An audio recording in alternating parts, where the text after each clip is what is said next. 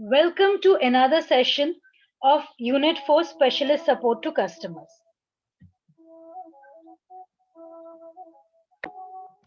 We will be continuing with the same session 2, where techniques to encourage customers to buy products is what we had started.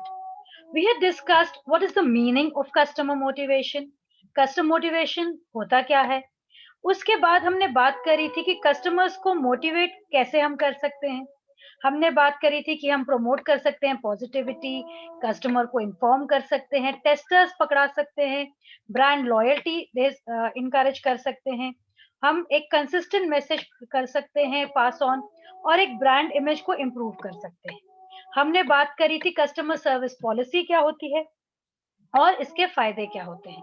तो अब हम बात करेंगे what are the policies for giving information to customers. A well expressed and written down customer service policy is like a set of rules and a path which, when followed, will lead to empowerment of the employees as well as ensuring that customers are satisfied with the services of the company most of the time. तो अगर हमने अच्छे से अपने customer service policies को लिख रखा है तो एम्प्लॉयज को भी मालूम है उनको कस्टमर्स के साथ कैसे बर्ताव करना है, तो कस्टमर्स भी खुश होके जाते हैं। So while giving information to the customers, the sales associate must be polite and friendly with the customer. ये हम आपको शुरू से ही बताते आ रहे हैं कि रिटेल में सेल्स एसोसिएट को कस्टमर्स के साथ पोलाइट और फ्रेंडली होना चाहिए। दूसरी बात ये कि हमें कस्टमर के डिफरेंसेस को रिस्पेक्ट करना है, उसके वैल्यूज, कल्चर्स, बिलीफ, इन सबको हमें ध्यान रखना है। वो कोई भी मजहब का हो, कोई भी तौर तरीके अपनाता हो, हमें उसकी इज्जत करनी है। Respect dignity of all customer, सबको इज्जत देनी है। Listen carefully and respond in attentive way to customer inquiries. Customers क्या कह रहे हैं, वो क्या चाह रहे हैं, वो अच्छे से समझ के फिर उस तरीके से उनको प्रोडक्ट्स बताने हैं, दिखाने हैं।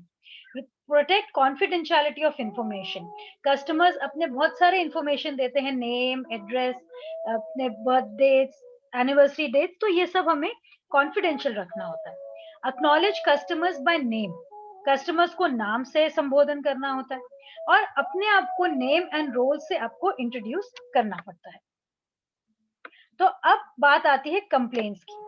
अगर कस्टमर्स कंप्लेन करते हैं तो हम कैसे उसको हैंडल करें। तो पॉलिसीज फॉर कस्टमर कंप्लेंट्स।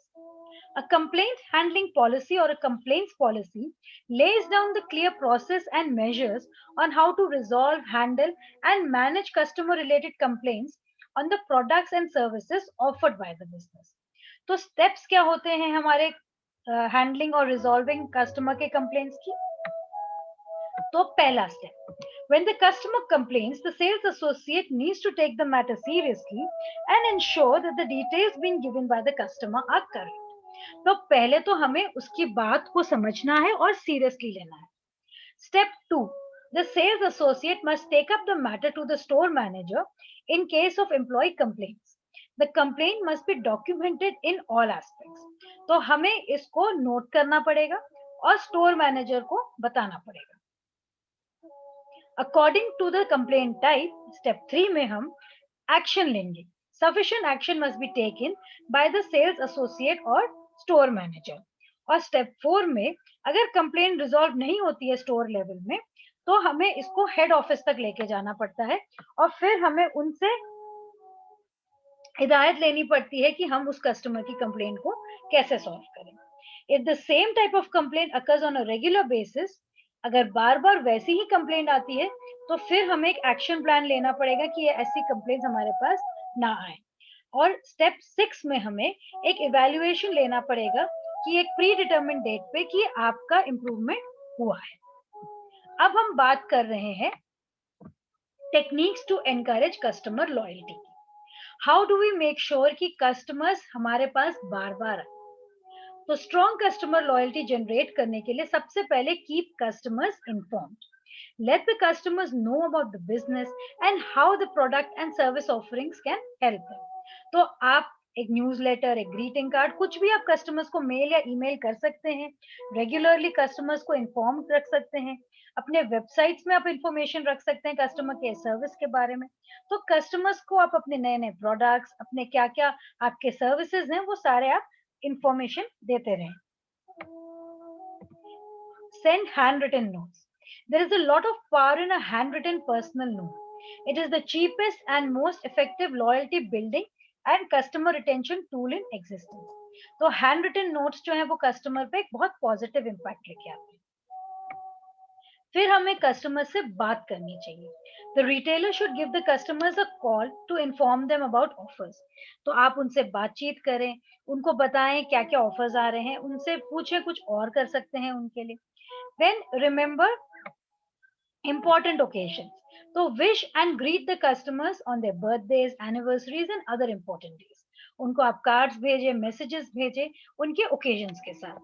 तो आज हमने बात करी कस्टमर पॉलिसीज की, कस्टमर को कैसे मोटिवेट कर सकते हैं और कस्टमर लॉयल्टी कैसे बढ़ा सकते हैं.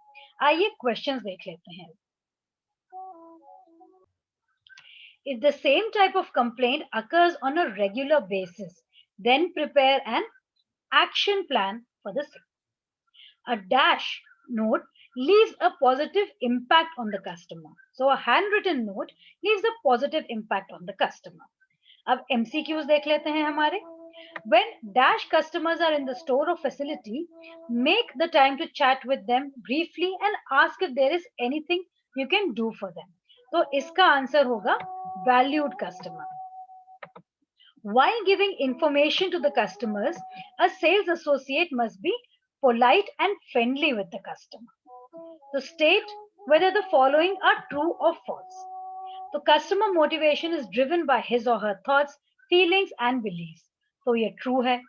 Testers enable customers to try new products. ये भी true है. Customers can be motivated with good offers or incentives. ये भी true है. And customer service policy is an oral document that outlines what an employee has to follow. तो ये एक written document होता है, इसीलिए ये false है. शॉर्ट आंसर क्वेश्चंस है हमारे. कस्टमर मोटिवेशन क्या होता है ये हमने आज डिस्कस कर लिया. प्रोमोटिंग पॉजिटिविटी से हम क्या समझते हैं वो भी हमने डिस्कस किया.